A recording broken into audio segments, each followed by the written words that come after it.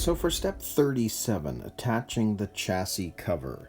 Well, we've got to put this on top, which is also where I'll start looking at what the best way is for the cabling, just so that when this fits on, it actually fits on properly. And you can see here that we need a screw and this other washer, but you're also going to see that we need to put a hole into this right there, and you can see that it says 4 millimeters. So I'm also going to be pulling out my body reamer and we'll get that 4 millimeter hole done. So I'll show you how to do that. So there's our hardware. So I'll set this up and let's get this on. So first off, we need to make this hole 4 millimeters in width. So if I grab my body reamer, you can see the markings on here. Where are they? There we go. That we need 4. So counting up, we need that to be at 4. So this is a fairly easy thing to do. I'm just going to put the center of the reamer into the hole, push, and now we're just going to start spinning. And this is pretty much at the 4. So you can see, and I can clean that up by going back the other way.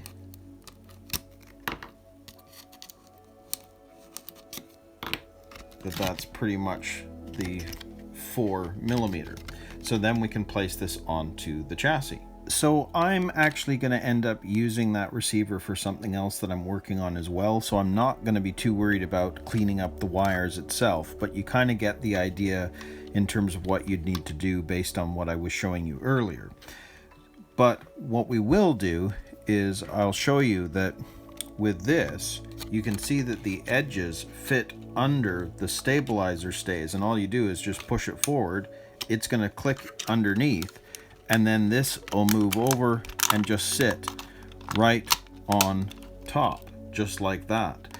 And for right now, because I'm not too worried about the cleanup, like I said, I will put this screw in just because we just did the hole, and that way you can see what I'm doing. But it's really going to be just a matter of making sure that the hole is aligned, making sure that those pieces are out of the way and the wires are out of the way, and then we can screw this down and in place.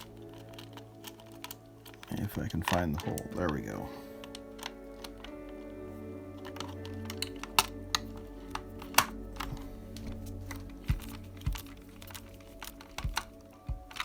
And I'm not going to screw it in all the way because, like I said, I need to get into here to get that receiver out.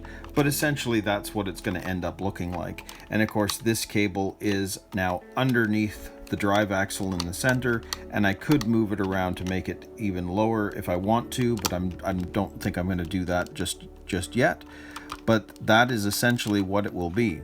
And the only other thing I could suggest is you might want to figure out how to push the cables down a bit if you want. Now again, it's going to be dependent upon where you placed your ESC, how much length is there going to be to play with, but I'm okay with the way that is, and I might find some double-sided tape later on to actually squish this down even further so that this is even a tighter fit.